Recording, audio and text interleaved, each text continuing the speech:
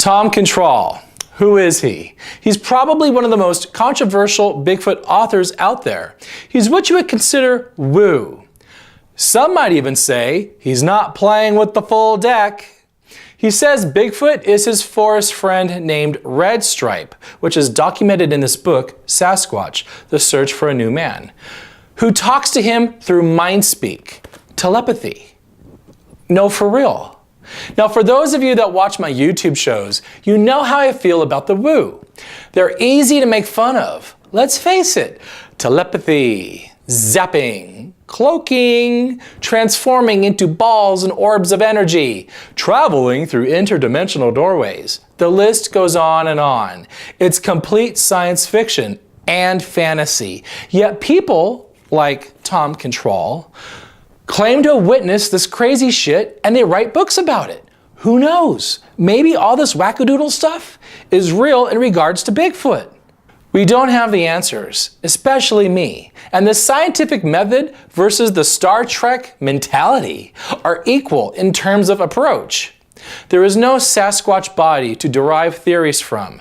There is no physical evidence that says Bigfoot is real. It's all hypothesis. So fighting about it online, in your retarded Bigfoot Facebook groups, or in your special needs Bigfoot forums is just as effective as banging your head up against the wall. You might as well do that. Has the same outcome. So let's give Thom Cantrall the chance to speak.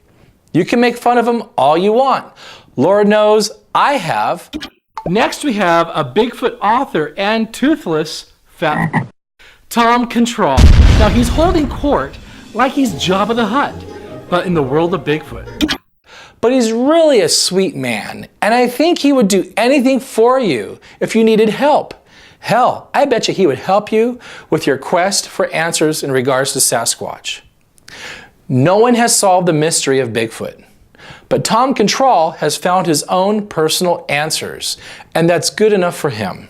So who is Thom Cantrall? He is a fourth-generation son of the West and was born at the edge of the wilderness. He spent his formative years wandering the wild places and meeting the inhabitants thereof. Hey, that's part of his bio. I didn't write that. Now, something happened in 1958 that hit the news. The Jerry Crew incident. It lit a fire for further knowledge that burns as brightly today as it did for Thom when he was just a little boy. Crypto hunter Dr. Ivan Sanderson painted a picture of a world Thom as a child could only imagine and dream about and spend a lifetime chasing. Thom Cantrall has a degree in engineering and forestry that put him in a position to pursue the unseen things of our forest land.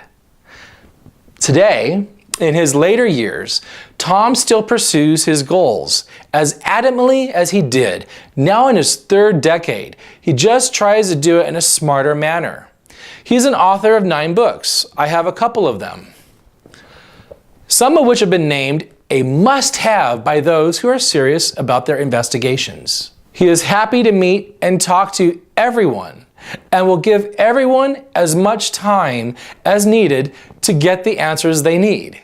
His annual travels take him from coast to coast and from Canada down to the South. Sharing his research has become a paramount in his life. Meeting his friends and sharing data and experiences is as good as life gets. Thom says, "Sitting with my friend Bob Gimlin at a gathering of enthusiasts in Georgia is more important than just about anything any executive in any office in any country of the world could ever do." Now, I met Thom Cantrall at Sasquatch Summit last year in Washington. I'm sure he peed a little bit when he saw me coming for him. Wouldn't you? Enjoy the show. Oh, well, maybe his experiences and knowledge on his personal encounters will sway you from the scientific approach to the more fantastical. Is there a common ground? I think so. The common ground is this.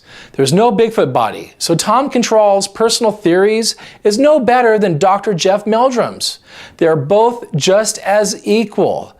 Just because one is a doctor and the other is a retired engineer with the woo tendency doesn't give credence over the other when it comes to Sasquatch. There are no facts. Actually, there is one single solid fact. There is no body or physical evidence that has been accepted by science, that has been collected in a professional or sterile manner. So until then, all thoughts and opinions are valid on Sasquatch. As crazy as that sounds, it's true. And I have to accept that, and so do you. So those of you that are researchers, get to work. Those of you that are living in a fantasy world, get to work. One person says they don't want to prove Bigfoot's real, the other one does. You know what? It's still a mystery, and people are documenting their experiences in book form. Thom Cantrall is speaking right now at the International Bigfoot Conference. Let's check it out. There is another anatomical constant, and that's the ratio of your arm length to your leg length. It's called intermembrane index, and in humans it's 72. Our arms are 72% of our length of our legs. Welcome to After Hours. My name is Rictor. I am your host. Rictor! What? Leave him alone! This shit is real. Now we got Rictor going. We're gonna have to hear about it all night. Yeah. That's a bunch of screaming memes out there, and that's the scoop that has been reported so far. Thanks for dropping me like a stud. I'm not interested in believing in something. Either it's real or it's not. By your opinion that you are no-kill, you are dooming the species to be extinct. They are what they are. It doesn't matter what we call them. Let's remove ourselves from them a little bit. And I think that's something that the Bigfoot community can actually learn a little bit from. I actually am trying to push the envelope of science here. When are we going to make a video, Rictor? And I mean not an X-rated one. Dr. Todd, you've also been called the scoff dick. Yeah, well. Have these creatures stood against a backdrop of trees, I probably never would have seen them. You can't talk about I can! So you guys are going to bag a Bigfoot and get us a body. We're giving it our best efforts. We thought that we had the holy grail of DNA. Our hero, Bob Gimlin's with us. Hello, is this thing on? Am I muted? Can you hear me? Hey, Rictor, I've got a question for you. How does it feel to lose Bigfoot bounty? My question is, why do you think Bigfoot is real? Rictor does put a lot of effort into his costuming, doesn't he? Yeah, well, I mean, by effort, if you mean bending over and picking up whatever's on the floor. My! Well, in my opinion, After Hours with Rictor is the #1 Bigfoot webcast. What's your name again? Don't piss Rictor off. Rictor, behave.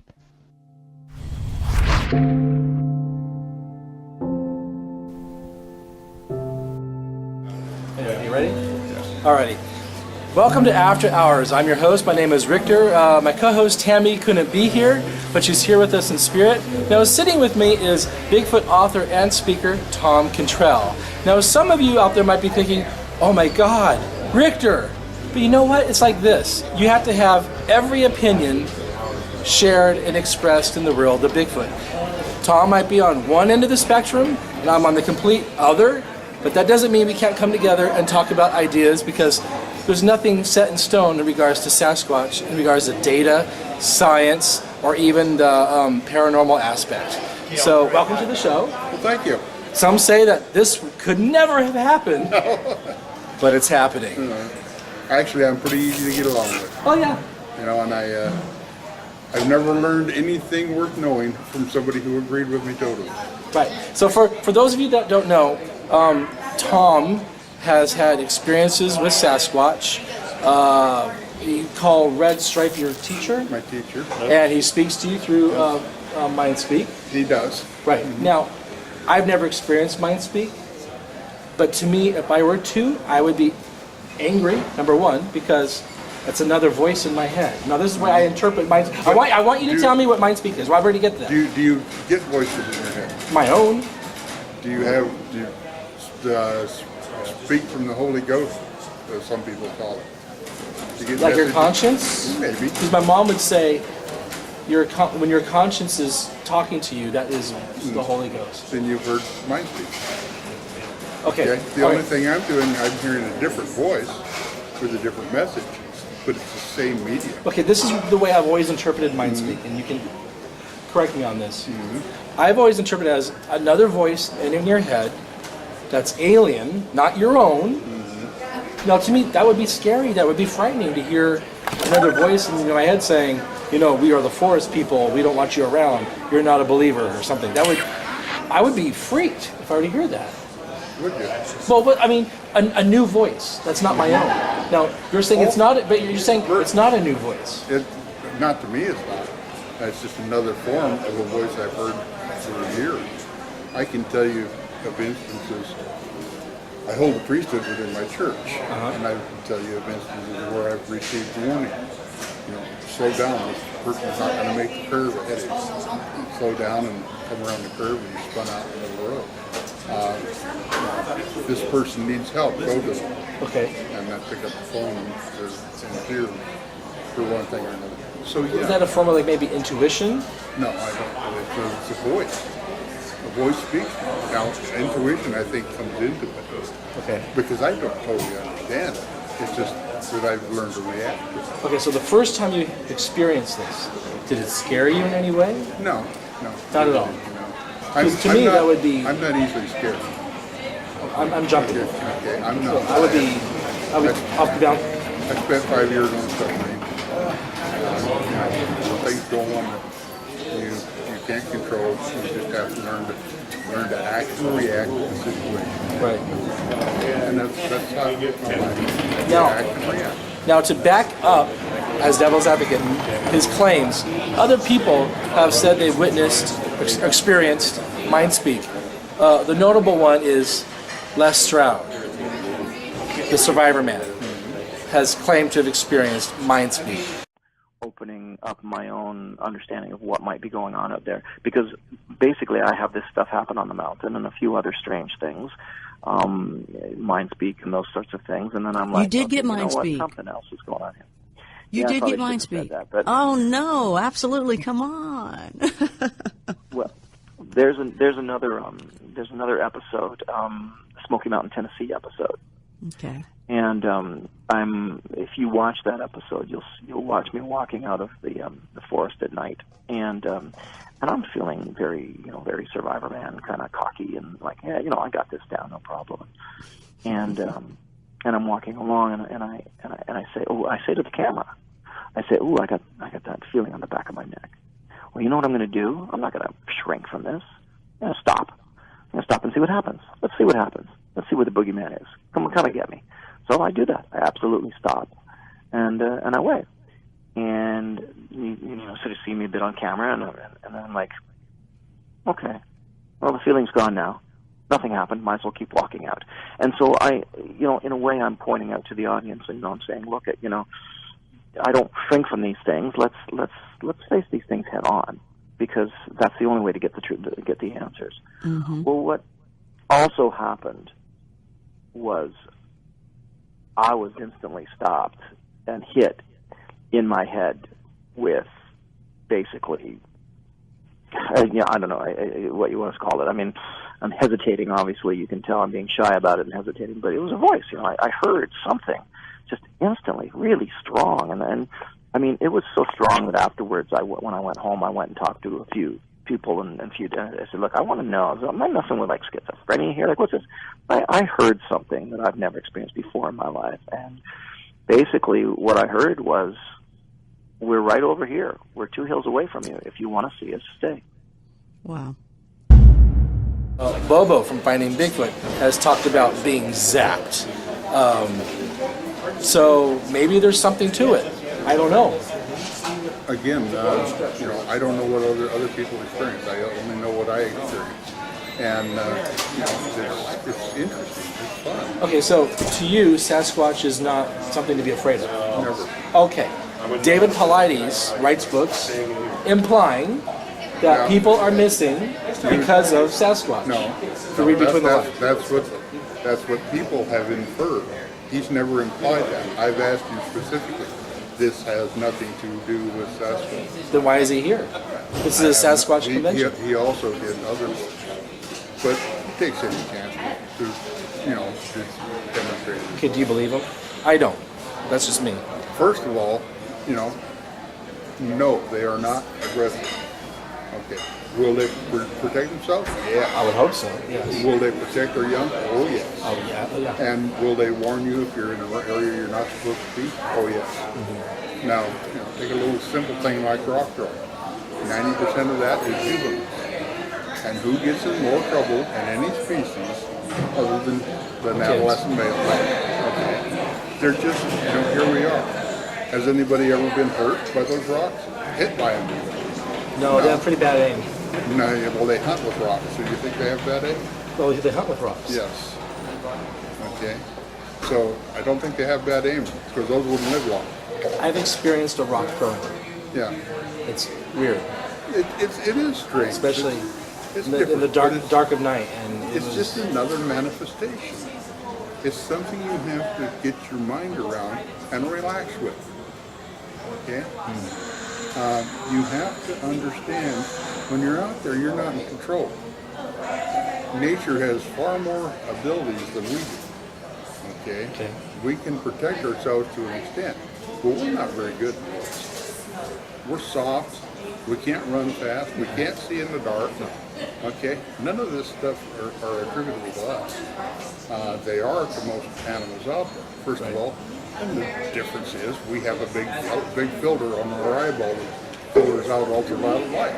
So we can't see it. They don't. Okay? So they can. That puts them at a huge advantage. Absolutely, yeah. Okay. But the world isn't out to hurt you. And I think a lot of people grow up thinking it is. But it really isn't. The world is really a beneficent place if you're careful. And I grew up from the time I was, one of my earliest memories, I was 4 years old, my brother was 2. We got to my uncle's ranch, the kids, my cousins, were at our play area back up in the mountains, about a mile and a half from the house. So they saddled up the horse, put me in the saddle, and my brother in front of me, 4 years old, 2 years old, said, you know where they are? Go ahead. And we took off by ourselves, about a mile and a half away from the house. That's the way I grew up. Okay? You become very self-sufficient, right, and not much scares you. You can be startled. Oh, yeah. But that's different. Okay. What does a person see if they have an encounter with Sasquatch? If they go in thinking they're monsters, they're going to see a monster. Right. Their own point of view. Right. Interferes. Yeah. And if they go in thinking they're a mild individual, that's probably what they're going to see. Okay. I don't know of anybody that's ever been hurt by one. Even the Ape Canyon incident was in reaction to being attacked. Right. You know? And Albert Osman's story, he was carried off, but they never heard him. Never heard him. But then there was that Theodore Roosevelt story. But what did they do? We don't have that part. We don't know what they did to precipitate the Right, there were beaver trappers. Yeah, one leaves camp, comes back and finds his buddy dead. Yeah. And with faint marks on his neck. And you don't have any idea what happened. You know, what led up to it, even if they did do it, what led up to it. They're not the perpetrators. They react. I have never seen an instance of them being aggressive to the point of wanting to harm somebody. Okay. Yes, in self-defense, I'm sure they would. But I've never seen anything, any instance of them being aggressive first. Okay. And I've been doing this for 58 years. That's quite a while. I've had numerous encounters. And to be very truthful with you, until just very few years ago, I thought they were an unclassified ape that didn't go extinct. But I met my teacher 2010, September 25th, 2010. Akanisha. And that's when I started to learn what they are. Okay. And that's only been 6 years, just over 6 years. Now, there's another individual, Dr. Johnson. He's the teacher of the Bigfoot. I started getting a lot more strong mind speak and kind of was told, instead of asking for a teacher, I am their teacher. That's why they bring their little kids to the base camp. And claims Bigfoot healed him. I can't speak to that. I'm not him. So you don't know anything about them having healing powers or being doctors? Do they have healing powers? Yeah. Yeah, they do. Okay. Now, that's what I'm talking specifically about Matthew Johnson's situation. What he's seen, that's his relationship. Right. Okay. What I was getting at is do they have these healing powers like he claims it? I think they do. I know what they've done for me, okay, and witnessed. And I should even probably tell the story in public. I never have. But, an exclusive. It's been told, but it's never been told in that format. Joe Beelart has it. I like Joe. Joe has a form of it in his book. Clackamas Highway or Bigfoot Highway. And but we were in camp down on the southwest side of Mount Hood in that area, and I have bad heart. My heart's an ache for pollution all the time. Okay. I was so bad that I was going to have to go home. Spend the night, get up in the morning, and go home. It was bad. There were 10 people in camp. We went to bed. I had a camp mate that had gone there with me. We shared a tent. About 2 in the morning, Sue wakes me up. What's that noise? I said, something's going on. They're doing something. I could hear them walking around the tent right outside the tent. And all of a sudden, this buzzing started. My chest was vibrating. Okay, and today, there's a mark on my chest. Where they use it every now and again. Keep my heart running straight. This went on, I thought it was 10 to 15 minutes. She said it was over 2 hours. She said, what's that noise coming from? It's coming right out of my chest. This went on. I got up feeling like, not perfect. I'm still at the age, but so much better. I had energy, I could get around. But the funny part of this story is, after it finished, we went back to sleep. We got up in the morning. I walked out. Jim Maine, Jeff Brown, Ernie Orgo, and 3 or 4 people in one tent. Jim said, why were you and Sue walking around the camp in the middle of the night? We weren't. I never got out of bed. Sue never left the camp. She looked out and she never left. Next person up. Why were you and Sue outside the camp walking around in the middle of the night? Like I said, there were 10 of us in camp. Right. 6 people camp saw them. Heard them. Finally I asked. One of them slept through it, the other one had taken sleeping pills. One of them was falling from the tent of camp. But all the rest of them remarked on this. Why were you and Sue walking through camp talking in the middle of the night? And I finally said, what were we saying? Well, we couldn't understand what you were saying. But we could, they both had pretty distinctive voices. And we knew it was you. And you walked right through the camp and down the road out of camp. My heart was much better. 2 weeks later, we were up on the Montana-Idaho Continental Divide. They did it again, shorter session. But since then, every now and again, they'll do that. I'll wake up at night, feeling my chest vibrating and hearing this buzz and stuff. And so, yeah, they have what they did or how they did it, I have no idea. Now, Native Americans, the different tribes across the entire continent, all had different interpretations of Sasquatch. Some said they were spiritual. Some said that it was another form of Indian monster, bad juju. Right. So they all had different. Again, there's some explanation needs to it. almost I can't have found anybody west of the Mississippi that put bad connotations on it, okay, until the white man came. Okay, the Shoshone, for example, I can't remember the word, I'm old, I forget things, but the native word has changed meaning in the last 200 years. What was it originally? Originally, it was wild man of the mountain. You're talking about is it the Skookum? Pardon me, Shoshone. Shoshone. I've done a lot of research. I know Omaha was the boss of the mountains. Right. Northern California. Right. Where's the Shoshone at? They're, Utah, Idaho, Wyoming. Well, that's new. I know. Yeah. So I know Omaha, Sasquatch, Skookum. But after the coming of the white man, it went from wild man of the mountain to cannibal of the mountain. And I did enough research into this to find out why. Where he lived was sacred ground. So when the whites wanted to go into that country, oh no, that's the land of the cannibal. That's the cannibal of the mountain lives there.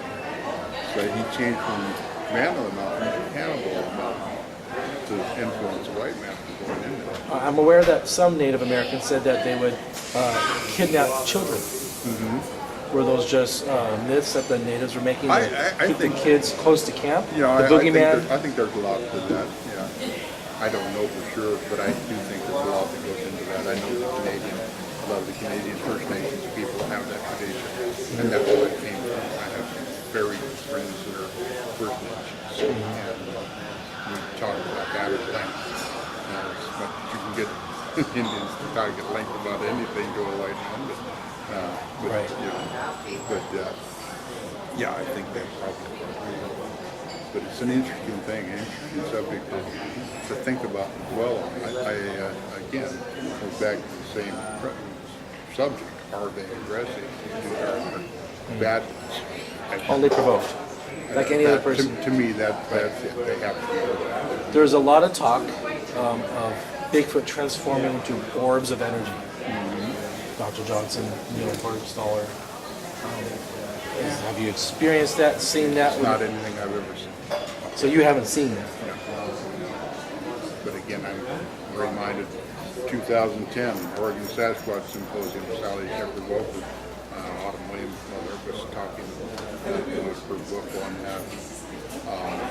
Valley of the Skookum, and she was talking about seeing tracks appear in the field and nothing making them. And at the next break, I probably had 10, 12 people come up and say, does that happen? Is this what happens? I said, you got to remember, that's Sally's experience. That's not mine.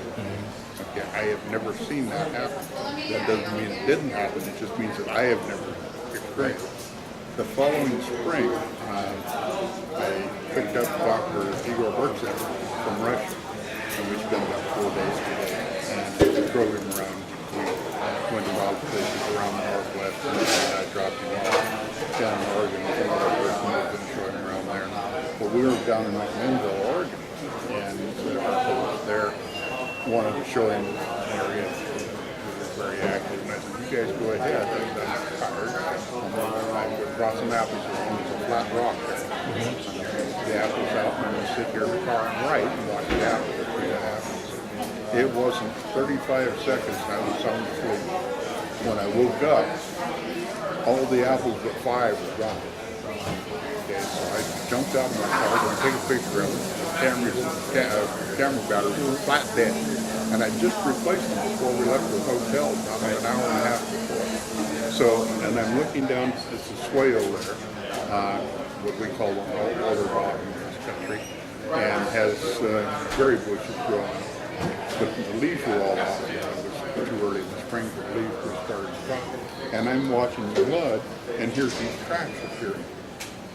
Like walking, there are two of them side by side, walking across the thing. And I couldn't see in one bit. I said, wow, I'm sure glad that didn't say that was impossible. Right. You know, we've all got to understand in everything, our level of experience doesn't determine what is. Right. You know, closer to your audio. Maybe for some reason, I've been blessed with with a little more knowledge. I don't know. And maybe I've been cursed with a little more knowledge or different knowledge. Maybe Matt has knowledge in another area that's more intense than mine is. Right. You know, I have my research partner in Canada. I've been so much fun watching him come along to where this last year he had his first face-to-face. And my friend Darla was out last year before when we were in Canada.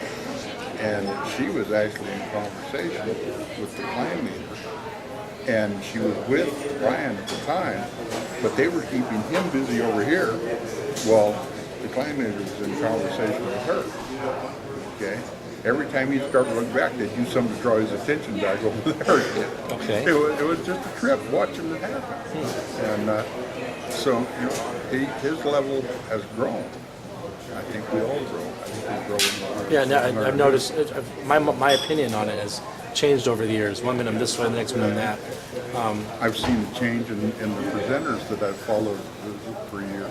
Yeah. Thom Cantrall, when I first saw him, was very much all science, all, you know, he started in this field as a way to prove false science.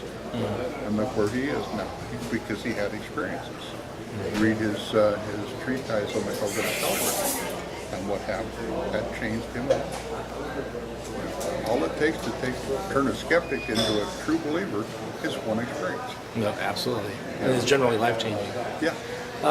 So it's safe to say that you are not pro-kill. No, I'm not. No, they're another us. They're not us, but they're enough like us that it would be terrible. That'd be like somebody's shoot one to prove their existence. Because I'd rather shoot your brother to prove his existence. You know, it makes as much sense.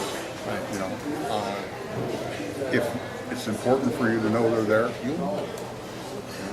The skeptics, it's important. It's not worth the time to argue. Well, that's what Facebook is. It's just arguing. That's social all. media. You know, and I don't do that.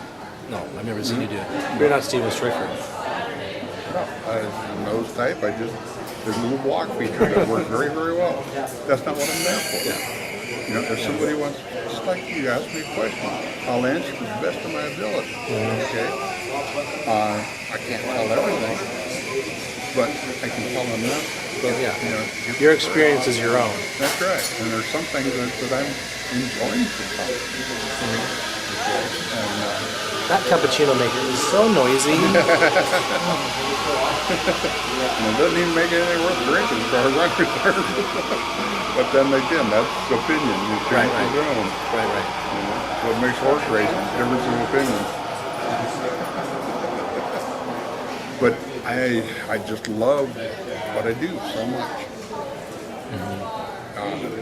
January 15th, 2014, I had the honor of witnessing the birth of twins in Canada at a research area in Canada.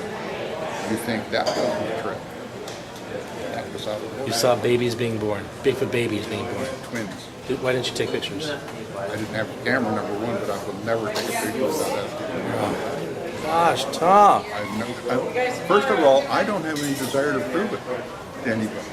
The worst thing that'll ever happen to these people is being proven to the government. I think the government already knows. I do, but I mean, if you force them to have to acknowledge it and have it, you know, what are they going to do? What have they ever done to help any indigenous people of the poverty? Or our own people. Or our own people, yeah, now especially, you know. It's ridiculous. I think the Bureau of Land Management from state to state is what keeps it suppressed. Well, I don't know. That's just my opinion. I owned a logging company for years, and so, you know, and I built roads, so I worked with the Forest Service. The people on the ground, they knew what it was. Oh yeah. But you didn't take it back. Forest rangers know what's going on. But you didn't take it back to the office. Yeah. Because they didn't want to have to acknowledge it officially. You know, it was worth your job to take it back to the office. You know, they can't fire you, but they can sure make it pretty miserable.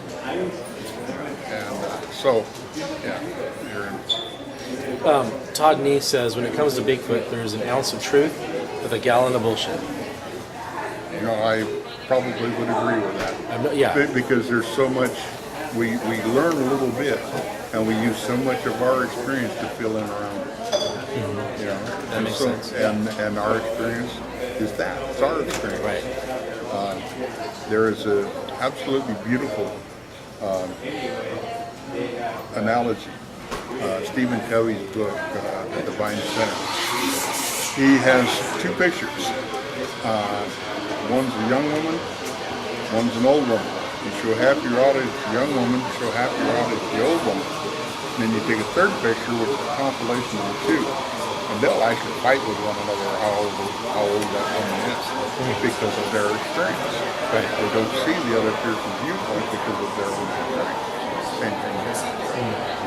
We tend to, and I like to think that's something I've, in my 73 years, that I've come beyond a little bit, you know, that I can see the other person's viewpoint. I don't have to agree with them, I just have to be polite, you know. I can think some of the things I've heard say today, you know, are ludicrous, you know, but it's all right. I can still smile, take hands and say, glad you can, because I am glad they can. You know. Well, I'm glad I got to meet you finally. Yeah, it's been a trip. You know. I don't bite. Yeah, I don't either. I don't have teeth enough left to bite. If I did, it wouldn't hurt. But, maybe Bigfoot can give you teeth. No, that did. There's something they can't do. They can't. They can't get me laid, and they can't get you teeth. Well, I've yet to have any action in the world of Bigfoot. No, I never have either. It's just, no hope for me. But then, you know, single ladies. Yeah, no, I'm so far beyond that. You're single, right? Yeah, I'm single. Thom Cantrall is single. There's a reason. this is BigfootSingles.com. Yeah, Bigfoot Mingles. Yeah. I'm also a little independent and hard to get along with at home. What about Arla? She's married, right? Yeah, no, she's single. Arla's single? Yeah, single. We're brother and sister. Have been since we've known one another. She was married when I first met her. Well, there's different kinds of marriages. Yeah. There's like the Bill Clinton and Hillary Clinton marriage of convenience. Don't even want to go and then there. There's convenience, there's love, there's sex, there's money, there's companionship. Yeah, having a companion wouldn't be bad. And I have great friends. I have the most wonderful friends in the world. I'm trying to marry you off. I know, I don't want to be married. Arla, you almost had your chance. I tried for you, girl. If I were married, I couldn't go where I wanted to. What about like a younger one, like Susie Manish? If there's people that could turn my head. Yeah. You know, but no. Yeah. I'm too independent. I've been single for 18 years. It's by choice. I figured out I didn't do marriage well, you know, and so you know, I'm having more fun. It's good that people are seeing this side of you. There's a human side to you, and a lot of people online and on social media do not see the human side of people. Well, it's hard to put emotion into words. Right. You know, right. They're just black and white things on a page. Right. You know, and to try to express emotion takes so much writing, you know, and you know, it's easier to say LOL than it is to express what you're really feeling. You know? Now, you know, if you read some of my books, I got two. I hope you'll find some emotion. No, you have a new one coming out. New one's it's just a compilation of essays over the past. What's it called? It's called A Whisper from the Mountain. A Whisper from the Mountain. Yeah, and it's there's some neat things in there. It runs the gamut from how your eyes work to you know, how to go hunting. Is it Bigfoot? It's all Bigfoot related. No, it's not. It's only part of it. It's just part of it. Just essays from my life. Oh, okay. Some of it's when I was in the Navy. You know, things that happened from what to see. You need to write a survivor's guide to coalition of critical thinking in the world of Bigfoot. They do their thing there. Steve is going to be mad. Rictor! Oh! I bear them no ill will. Have you ever met Steven Streufert? Oh, yeah. Oh, yeah? Yeah, stood in his bookshop and talked with him for 2 hours. Oh, yeah? His bookshop needs to be cleaned. Yeah, he did that, and that's been years ago. Oh, God. But, I I don't understand people like that are so narrow-minded that they gain their reason for being from attacking others. You know, it's more. But then they don't think they're attacking others. That's where I think there's the miscommunication. Maybe there's something there, but I'm seeing it, you know, with the attacks. Give me an example. I had my DNA tested by Ancestry.com. I've done that, yeah. Yeah, okay. Did yours come back with a couple of percent of unknown? Almost everybody's does. I don't remember. I remember it said that my ancestors came from Ethiopia like 80,000 years ago. Oh, really? Yeah, so I guess I'm black. Yeah, well, I have some northern African too, because my great-grandfather was Spanish. So with the Moorish influence in Spain, there's some there. So yeah, but mine had 2% unknown. And I think maybe that's part Bigfoot. You know, that's a theory, but okay, send your DNA to Melba Ketchum and see what comes up. See what comes up. Yeah. But you know, the point was, I told somebody that it had 2% unknown. It came out in their forum that I was claiming that was Bigfoot. But you never said that. No, it says 2% unknown. You know, and that's all I said, is just 2% unknown. And I've found out since then, a lot of people come back with a percentage unknown. You know? Now, if you want theory, and the first book of Thom, nothing else, the 6th chapter of Genesis talks about the sons of God coming to earth and taking woman to wife. And Dr. Ketchum's DNA work shows a hybrid with human. Okay. If they have some of our DNA, wouldn't stand that we would have some of theirs. Okay. In the lineage. Now, isn't it possible that those people who have an affinity for them, for the Sasquatch people, might be the ones that carry some of that DNA? That's always been my theory. You know, maybe, and there again, I don't know. It's a plausible answer to a question. But people take that and they turn it around to something that's mean and evil, and that's not what it's meant. It's just meant to make people think. You know, think for themselves, and that's. I spent 35 years never even telling my family what I was doing, because all they want to do is make fun, make jokes and make fun. And even then, when I thought they were an ape, I felt they deserved more respect than that. You know, because whatever they were intelligent. I knew that. And then about 2000, I got the idea to write my first book, and I just came to the conclusion, I don't care what people think. Actually, I didn't have any empirical proof that they did. So I said, I'm going to do it, and that started it.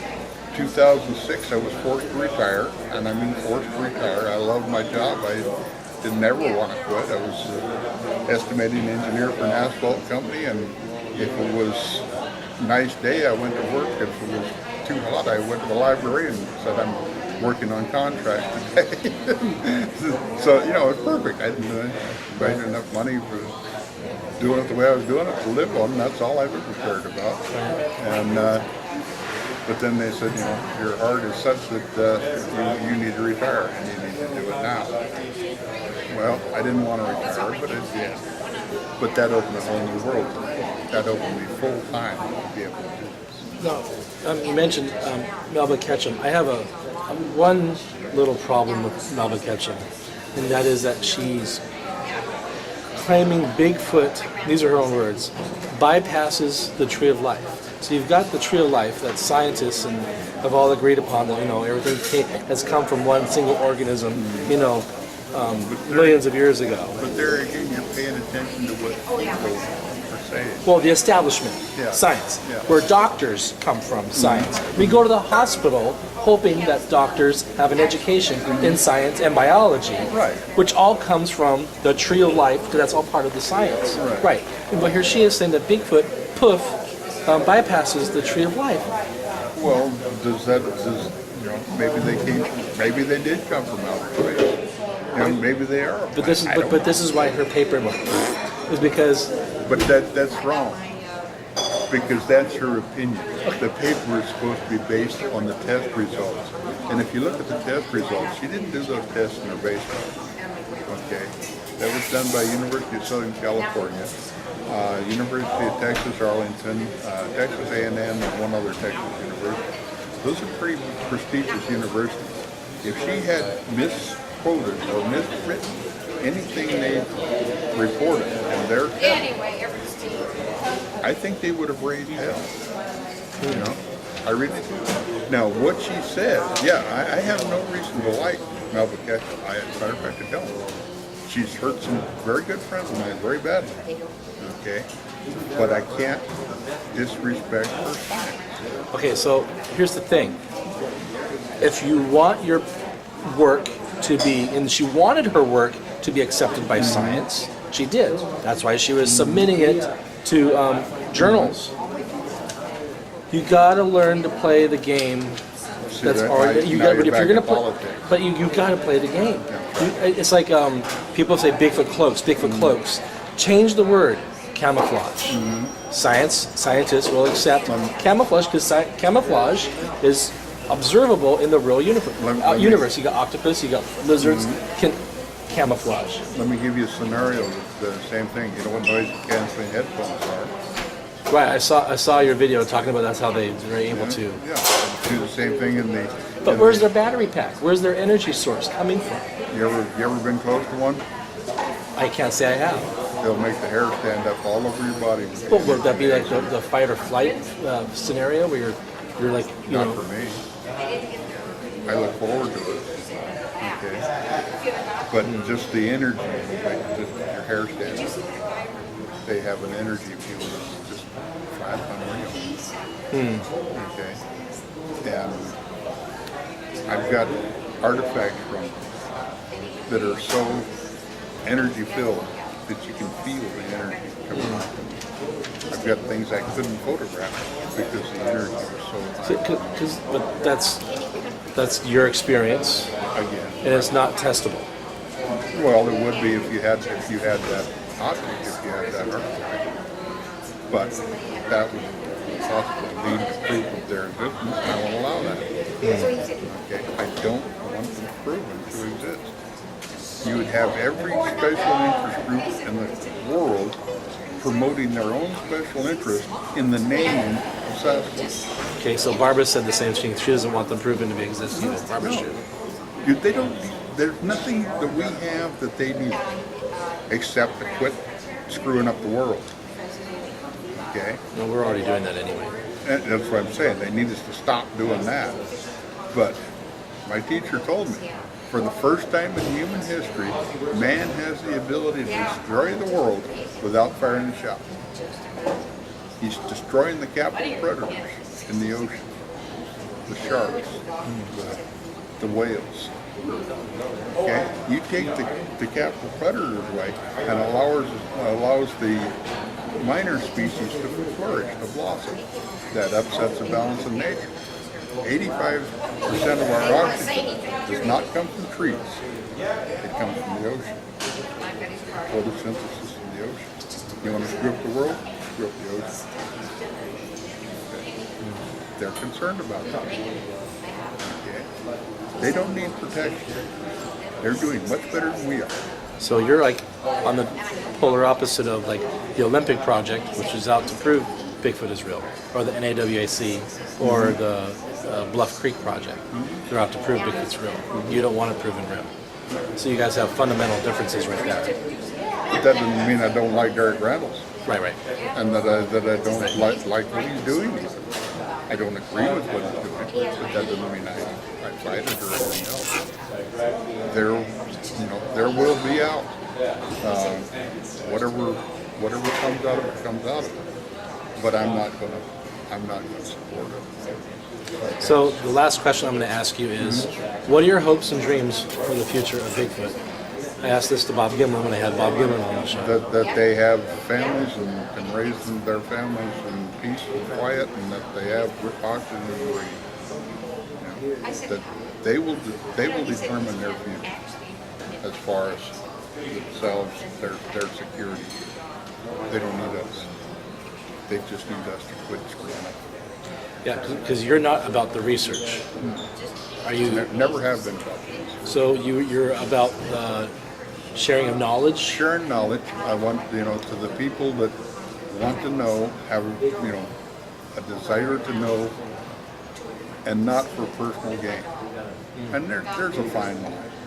What's personal gain? I write and sell books. I live on Social Security, disability, okay? I wouldn't get to this conference if I didn't have a book to sell to pay to get to pay my way. Compare that with a commercial enterprise using their name. That's a different deal. Yeah. So there's where I go. I understand that people have to do things. They have, Someone just handed him a secret Bigfoot message. What does Akanisha have to say? That was more likely Mitch or Thompson, I would say. Cool. It's a rock. One of his stones. Oh, okay. It's a rock. Show everybody your rock. I thought it did. Yeah, there you go, direct. Yeah. That's a rock. Yeah. With a face drawing on it. I can kind of see a nose. See a nose, 2 eye sockets, little pouty little mouth.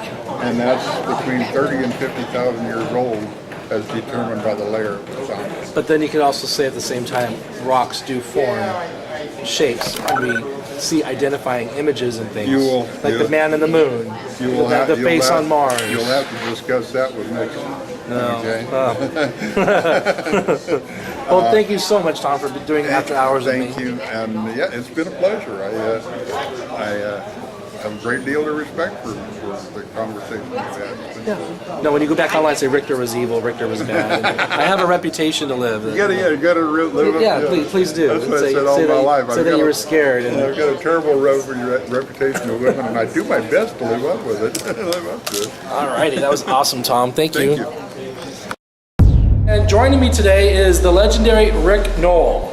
Now, he's been doing Bigfoot research since 1969. Now, he's very familiar with the Skookum cast. Yeah. And I wanted to talk to him about that and the BFRO. Okay. Is that cool? Yeah. Awesome. Let's go.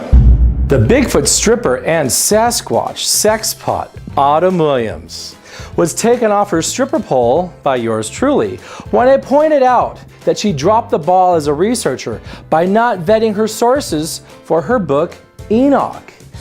I then took on the homeless Bigfoot duo of Virginia, the toothless disasters of the Bigfoot world, Fred Caney and his Sasquatch bowel movement of a girlfriend, Connie Fox. They demanded a public apology from me. Don't make fun of people, because karma is a bitch.